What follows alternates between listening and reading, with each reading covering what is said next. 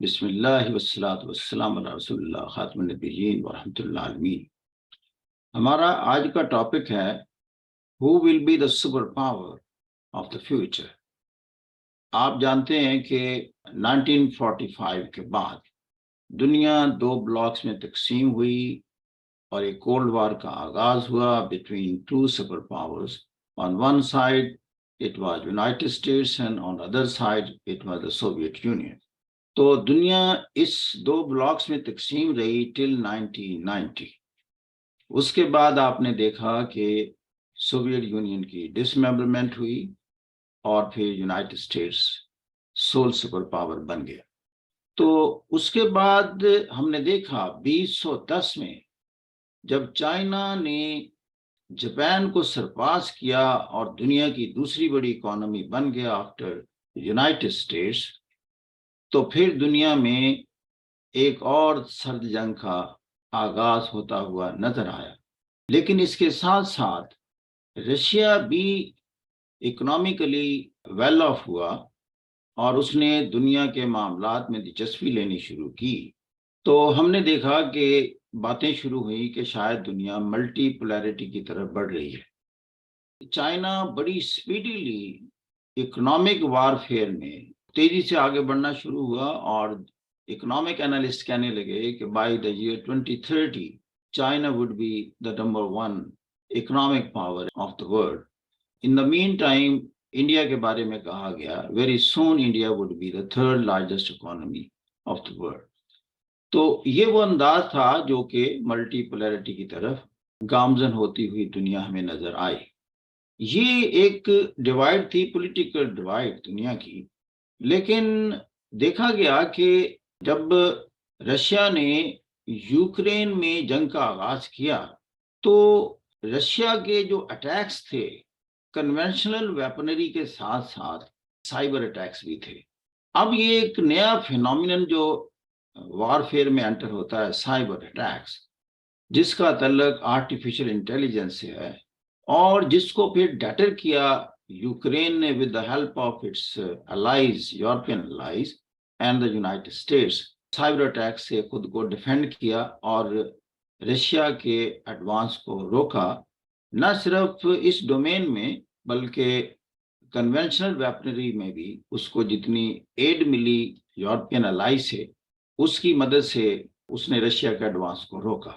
یہ جو cyber attacks اور اس کو ڈیٹر کرنے کی ایبلٹی ہے، وہ یوں لگتا ہے کہ جیسے فیوچر کا جو وارفیئر ہے اس میں آرٹیفیشل انٹیلیجنس کا بہت بڑا رول ہوگا۔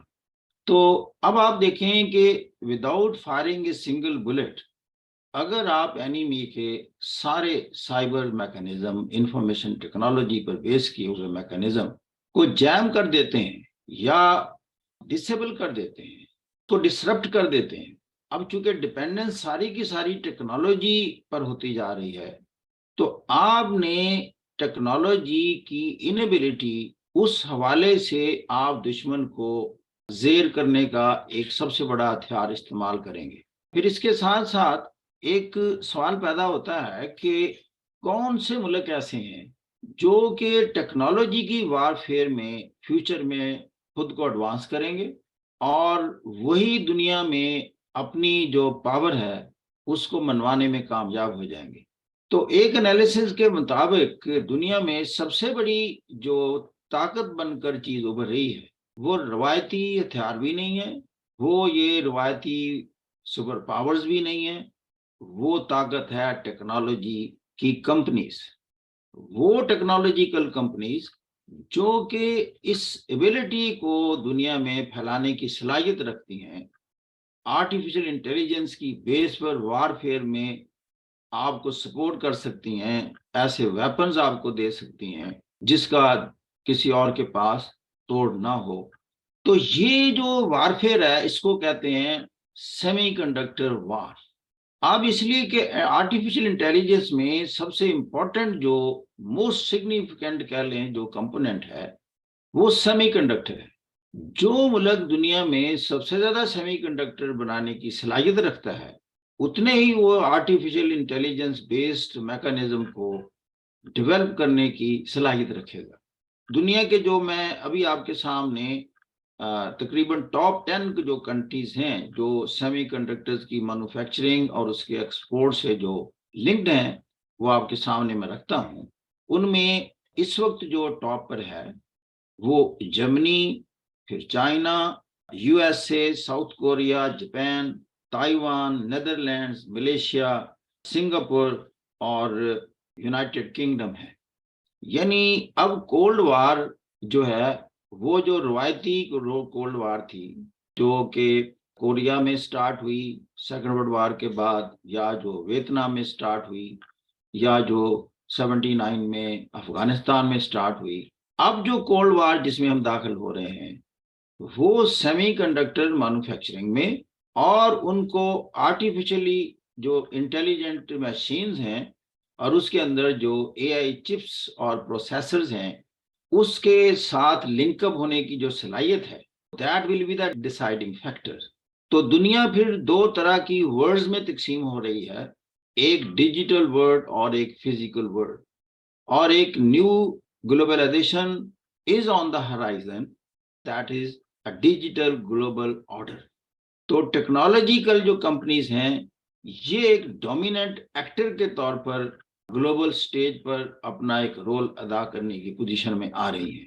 دس از دا فیوچر سینیریو، اور اس میں آپ دیکھ رہے ہیں China, Taiwan, you S a, particularly آپ دیکھ رہے ہیں کہ جو یو ایس اے کی تائیوان کے ساتھ اٹیچمنٹ ہے وہ اس لیے ہے کہ Taiwan is one of the important exporter of semi conductor. پھر اے آئی مشینز کو بنانے میں اس وقت ایک کمپٹیشن جاری ہے، that is between you S a and China. تو یہ وہ ڈومین ہے جس میں ممکن ہے آپ کے پاس ہیومن ورک فورس نہ بھی ہو زیادہ، لیکن ٹیکنالوجیکل یہ ایڈوانسمنٹ جو ہے ڈیجیٹل ورلڈ کی، اس سے آپ اپنے ملک کو بہت زیادہ محفوظ کر سکتے ہیں اور آپ کی جو ڈیٹرنس ہے وہ کریٹ کر سکتے ہیں. You may be, I mean, not that much developed in your conventional warfare or in those arsenals. Thank you very much. God bless you.